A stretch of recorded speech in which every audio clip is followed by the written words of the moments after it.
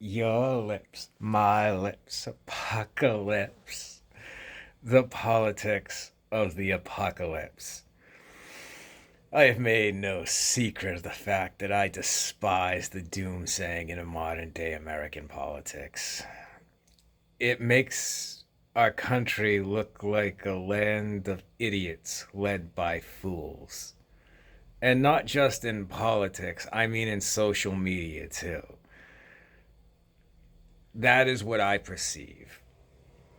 Oftentimes, just like in politics, the people who are superstars on social media, while they make themselves appear like me and you, they are from lives where both parents are together, they had functional upbringings, they had swell lives. They are not like me and you. They are like the politicians. They mask themselves to look like normal humans, but they are from this upper crust. And they will call themselves poor. And I'm sure compared to the ultra wealthy, they consider themselves poor. But they are not what I would consider poor. They are not what you would consider poor.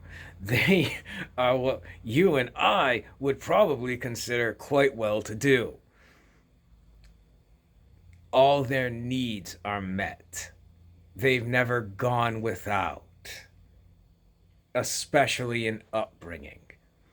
Now, the reason this matters is because when I see people like that boldly marching towards war, and they will not be the ones to fight, they will not be the ones getting shot at, and they will not be the ones seeing their friends get blown apart as you stand there powerless, watching someone you care about screaming and begging for their mother to help them as the life drains from their eyes. They will not have to endure that, but we will. And I'm not down with that, especially for a bunch of ideas I already consider crazy as fuck to begin with. But that's another story. This is just about everyone thinks they're tough. Everyone thinks they can fight. Everyone thinks they know what they're gonna do when something terrible happens. The first time I got shot at, I didn't even know what was happening. And just like most of the other times I've been shot at, it is sheer chance and luck that I was not hit. Like, I didn't do anything. It happened so fast. Like, there's nothing you can do. Somebody just opens up, and that is what it is. They hit you or they don't. Now, usually they're shaking too because it's a pretty intense thing, and this is something most people never bring up. There's like a code of these things. No one talks about how many people piss themselves when this shit's going on. No one talks about how much people are shaking when guns are out because that often happens. There's a reason they tell cops to wear dark pants. Uh, like if you got to take a piss and bullets are suddenly flying around, your mind might be on other things. You know, it happens. Like, and people have this way of like taking all that shit out of violence, and like they create this like glorious myth of what violence is that makes people want to take part in it, makes people desire it. Like, you know, World War II movies where like the guy dies for a cause and he dies to save the unit. Most people just die begging for help, alone, and you are powerless to do anything about it. Like, that's what it is. It's not for some purpose. And usually, you're going to come away, if you survive, feeling guilty for the rest of your life that you didn't die with the rest of your friends. You'll get that. Um, so, when I see all this nonsense about, American politics has never been this divided, do you know what the Bonus Act is? The Bonus Act is something that happened after World War One. And what World War One, after World War One, Congress said we're going to give all the veterans an extra $1.25 for every day they were over in Europe. Veterans like, yay! And then they defer the payment till 1940 something. Now it's 1925 maybe right now when the Bonus Act happens. Or when it's supposed to be paid out, essentially, and Congress defers it. So the World War One veterans all gather on the National Mall in mass. There's thousands of them. Well, they call in the army. Got tanks out there, got the cavalry out there. I believe Patton might have been leading the cavalry, if I'm not mistaken. And the order is given to fix bayonets in advance. Clear the National Mall. Get the veterans the fuck out of here.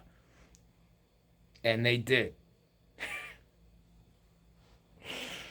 Now, that's one act, but it shows you the mindset at the time, the willingness to use violence. It's not even comparable to what people were to today. Like we are sissified. I hate to tell you. Like it's just the way things have gone, and it's not a bad thing in my opinion. You don't want to be. The reason you don't want that stuff is it makes people very unpredictable. Like everyone is walking around like a hand grenade, like that might suddenly just go off. And you can look and say like murder rates might have been lower and stuff like that. And well, there's always the issue of what was considered murder. And you know, violence was much more prevalent for most of American history and much more prevalent in politics. Even in Tombstone, the Earp Gang and the Cowboys. Like, the Earps were Republicans and the Cowboys were Democrats. In the Republican newspaper, the Epitaph supported the Earp Gang, and the Democrat newspaper supported the Cowboys. You can go back and look at these newspapers. It was a political war, in essence.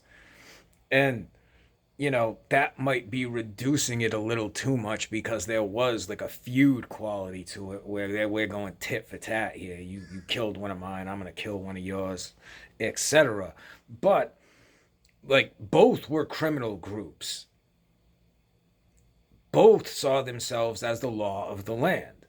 And the Cowboys had people in local office that they had supported and got into local office.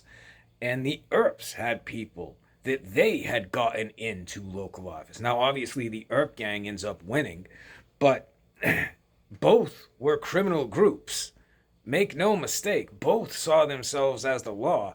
And like many places in the Old West, the law was the baddest criminal in the territory because you needed someone to fight the other criminals, so you usually found a criminal, like a killer, so to speak, a shooter, a murderer, who could stop the other murderers. But this was a political fight, and America in many ways has never been more pacifist. The people have never been calmer. But, everyone, I shouldn't say everyone, but a lot of the political people want their war. And the thing is, people tend to get what they ask for. When everyone starts talking about it, when everyone starts asking for it, people get what they ask for. So take it for what it's worth.